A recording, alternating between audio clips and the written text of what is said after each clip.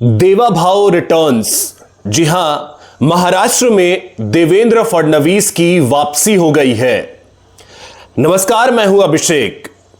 महाराष्ट्र में पिछले 10 दिनों से जो सियासी उथल पुथल मचा था, अब वो पूरी तरीके से शांत हो गया है, क्योंकि महाराष्ट्र में उस शख्स की वापसी हो गई है जिसने 2019 में यह कहा था कि मेरा पानी उतरता देख, मेरे किनारे घर मत बसा लेना, मैं समंदर हूं, लौट कर आऊंगा।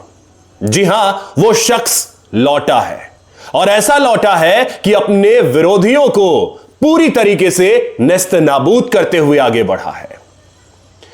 आज मुंबई में विधायक दल की बैठक हुई।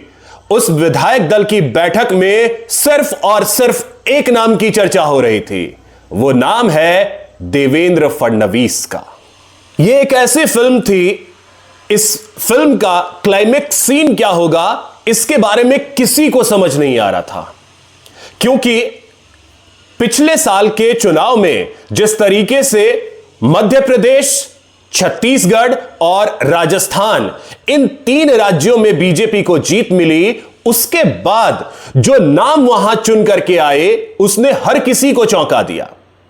इसीलिए कहा जाता है कि बीजेपी जहां लोग सोचना बंद करते हैं, वहां से वो सोचना शुरू करती है।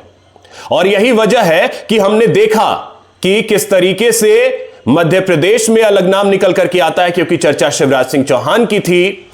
छत्तीसगढ़ में चर्चा रमन सिंह की थी, लेकिन नाम कोई और निकल करके आ जाता है। राजस्थान में चर्चा वसुंधरा राजे सिंधिया की थी, नाम कोई और निकल करके आ जाता है। अब यही स्थिति कहीं महाराष्ट्र में भी तो नहीं थी। इस बात के कयास बहुत लगाए जा रहे थे। हालांकि एक बात जरूर है कि महाराष्ट्र में बाकी राज्यों के अपेक्षा परिस्थितियां अलग थीं, क्योंकि उन तीनों राज्यों में, या आप ओडिशा की ही बात कर लें, उन राज्यों में बीजेपी को अपने दम पर बहुमत थी। लेकिन महाराष्ट्र में महायुति को बंपर जीत मिली थी। तो ऐसे में बीजेपी के लिए यहां शायद वो एक्सपेरिमेंट करने का अवसर नहीं था।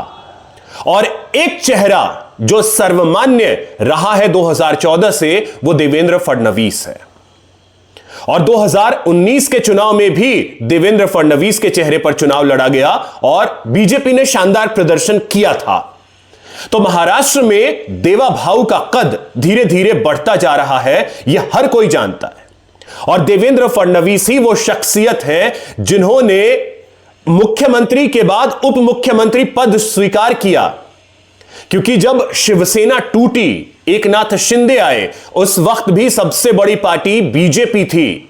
लेकिन उस वक्त बीजेपी ने एक कदम पीछे खींचा और इस चीज के लिए देवेंद्र फडणवीस तैयार हुए। यह सबसे बड़ी बात है।